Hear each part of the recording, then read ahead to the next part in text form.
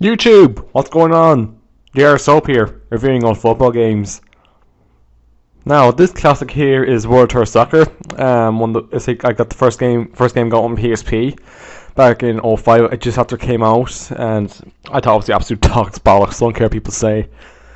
This is when cause playing a 3D football on a handheld console was considered Jesus. Wow, this is like the future of gaming.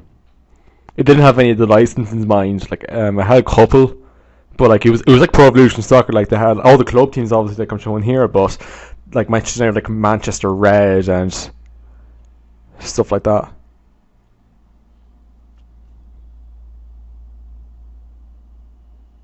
I thought it was a really good game though. Like it was great for killing time on a bus journey, and then a class challenge mode. Like you play as like a certain team, and you have to like score. Next up on my hit list today is This Is Football 2005 by the same guys who made World Tour Soccer. I believe it was like their stablemates.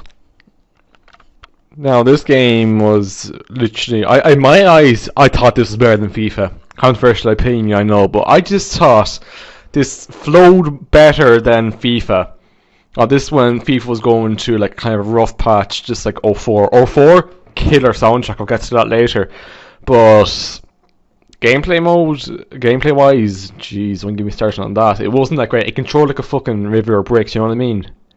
This one had a nice crisp boot feel, and it had Chris Kamara on commentary. You're like, come on, you can't beat that. And you could play in the school leagues as well, which was absolutely class. And you could literally dive into tackles, so you could jump into someone with I think it was the L2 button, and you could see the players they go. That's a wash bottle before you ask. But it wasn't literally that dramatic, but it was still cool to like fucking dive into the tackles. And you get a red card, and Pierre Jory was commentator. It's like, if that was on the street, that would be classified as assault. It was little touches like that made the game great.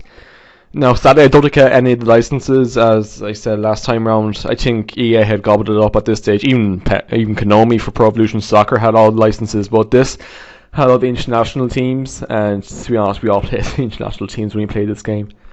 As far as I know, the 2002 version was on the demo disc for the PS2. I remember it well. You could play as a half with England with Robbie Fowler and Heskey up front. Those were the days. And oh my god, there was such a cool thing in this. You remember the iToy? It was literally the precursor to Kinect and all those really fancy, gimmicky motion control camera bollocks. You could put your face in it, and the face would pick up your camera.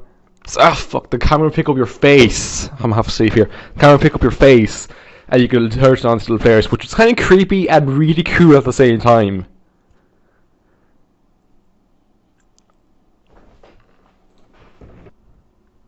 Now, next up on my hit list today is Pro Evolution Soccer 3. It should be Pro Evolution Football 3, but these are Japanese developers, so I'll let it slide. Now, Konami, I thought, were way better than EA at its peak. Right now, complete opposite. But in the PS2, Xbox era, GameCube era, Pez was undoubtedly the king. And what was it called? The career mode, I think it was the Legends mode or something like that. It discovered Kieran Dyer. I know, big bold claim, before he got injured the whole bloody time. On this game, and the other iterations, himself and Adriano were literally the best players in the world, if this game was to be believed. Now, unlike FIFA, you could win games like 12-0 or 13-0, this be unprofessional, although that's by my godlike talent.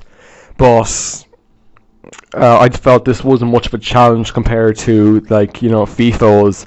FIFA, it's like today, you have to really work to get your goals on FIFA, while on Pro Evolution Soccer still, as far as I can judge on the demo, you more just hit a button. Best up today, FIFA 05. What can I say about it?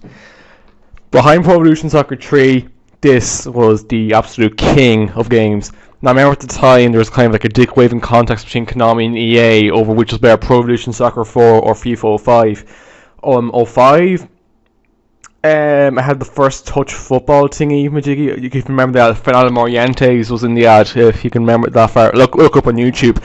And Pro Evolution, I think its big gimmick was the whole training minigame thing. But that still didn't excuse the fact that Pro Evolution Soccer was way better than FIFA that year.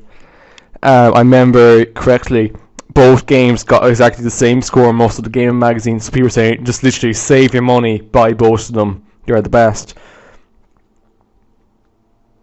Now, as far as I'm concerned, this had the absolute killer soundtrack. You had a bit of everything: Flogging Molly, Sisters, Transfer Nerd, 2 Transfer Nerd songs, Blue Monday When You Order. That was an unlockable track. I will find out one. So that concludes this week's tongue waving contest. Fuck that. I'll take.